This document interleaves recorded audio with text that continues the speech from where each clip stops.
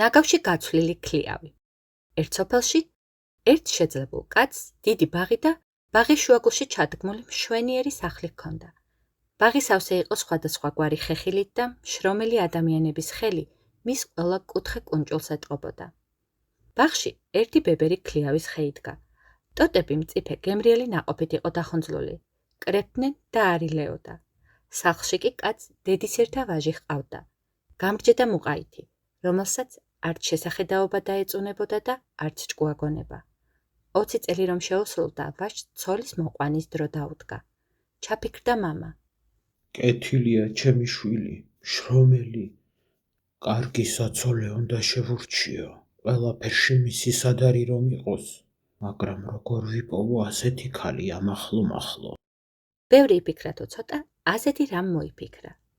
დატვირთა ეტლი მწიფე ქლიავით და ახლომდებარე სოფლებში წაიღო გასაყიდად. უფრო სწორედ კი სხვა რამეზე გადასაცვლელად. მიერეკებოდა კაცი ცხენს და თან ბოლო ხმაზე ყვიროდა. აბა ქლიავი, ვის უნდა ჯაშაკრული ქლიავი? ნაგავში გიცვლით ამ ქვეყნად ყველაზე გემრიელ ქლიავს.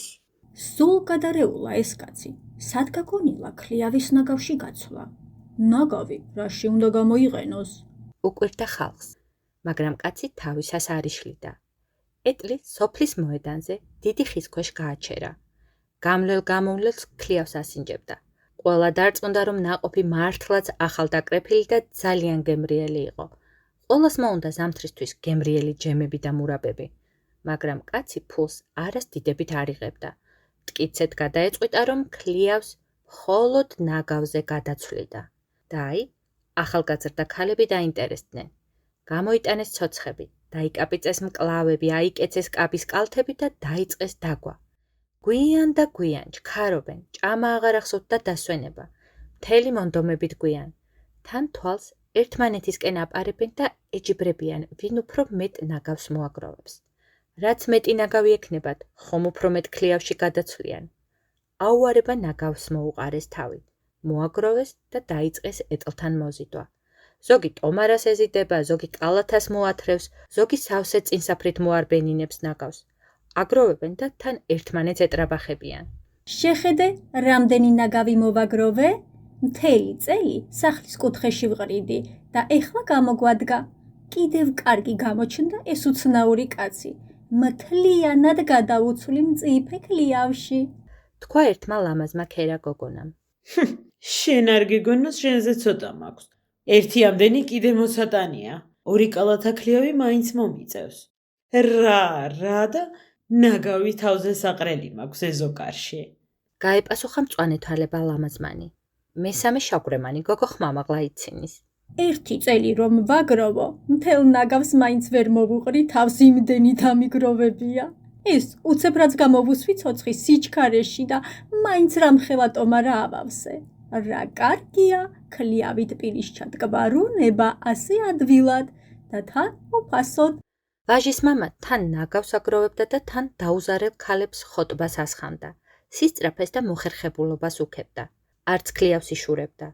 უყრიდა და უყრიდა მუჭებით მწიფე ქლიავს და უსებდა კალათებს, ტომრებს, კალთებს. თვითონაც იცინოდა და ქალებიც გაამხიარულა. მალე ეტლი თითქმის სულ გაევსო ნაგვით.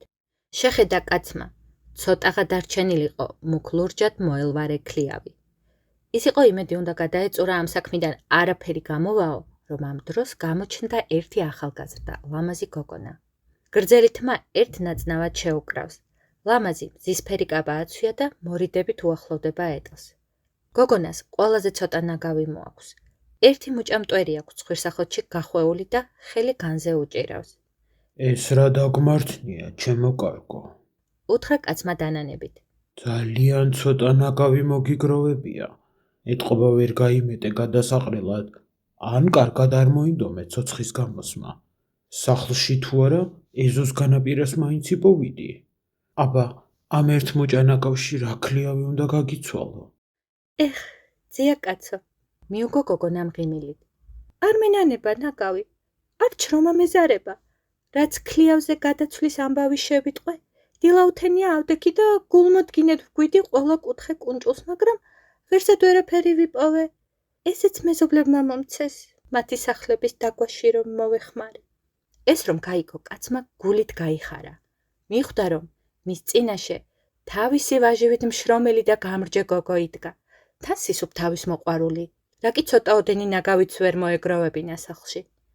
აი, ეს კი მართლაც კარგი მეუღლე იქნება ჩემი შვილისთვისო გაიფიქრა, სიხარულით გადაეხვია გოგონას, დიდი პატივით დააბრძანა ეტლში და გარეკა ცხენი თავისი სოფლისკენ.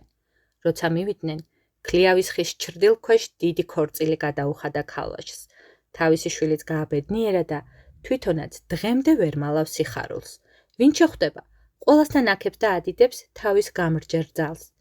უნდა გითხრათ, რომ არც საკუთარი თავის ქება ავიწყდება და გულიანი სიცილით იხსენებს ნაგავში გაცვლილი ქლიავის ამბავს.